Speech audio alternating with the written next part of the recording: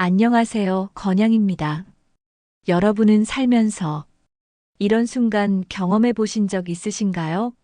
하고 싶은 말이 목 끝까지 차올랐는데 혹시 싸움이 날까봐 꾹 삼켜버린 적.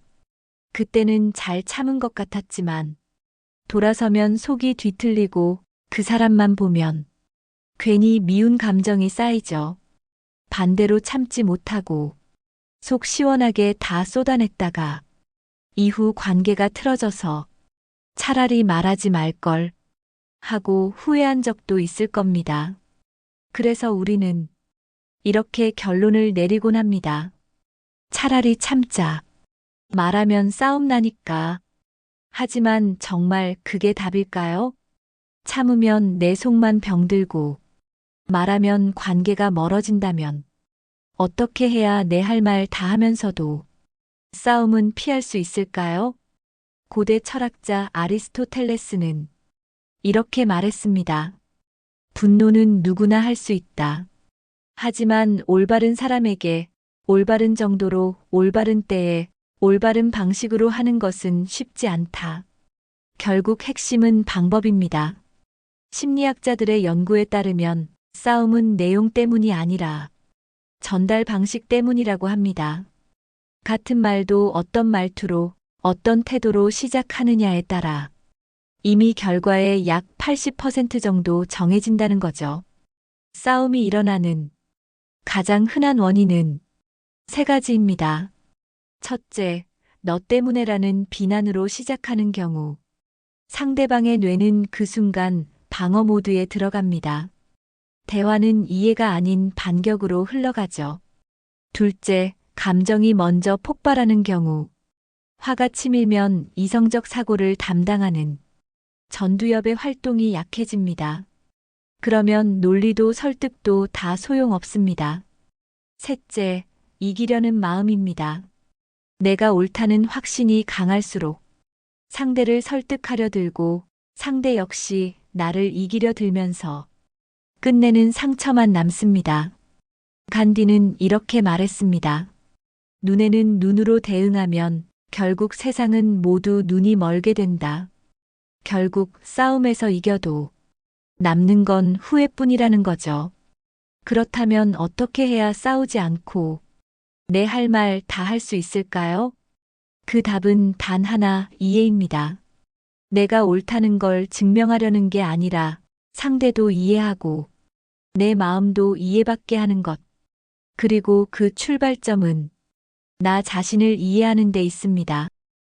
소크라테스의 말처럼 내 자신을 알라.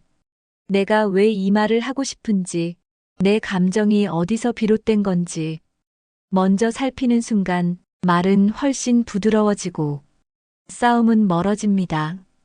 이제 그 이해를 언어로 풀어내는 네 가지 방법을 말씀드리겠습니다. 첫 번째, 기승전 인정입니다.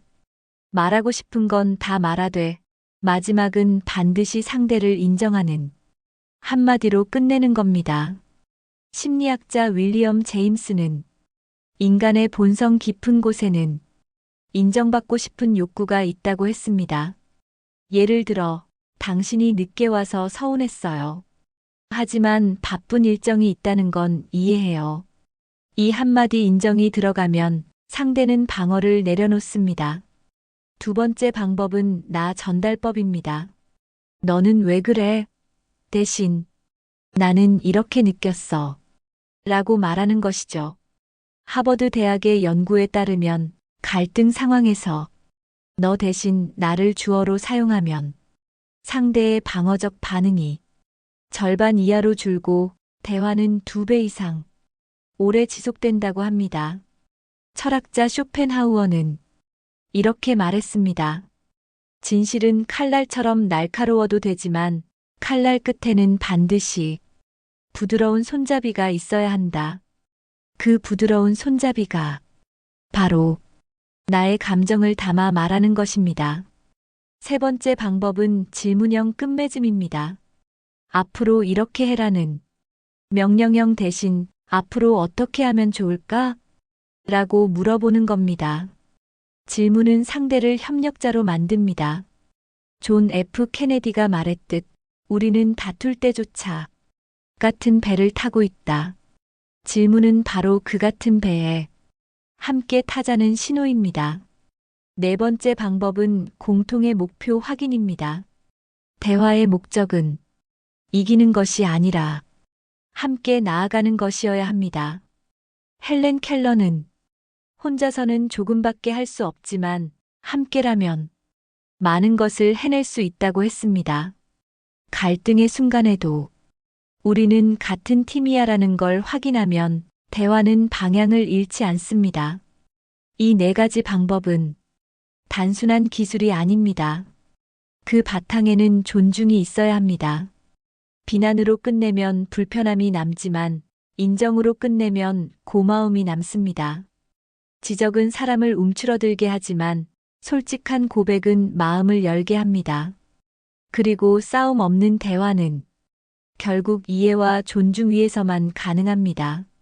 달라이 라마는 이렇게 말했습니다.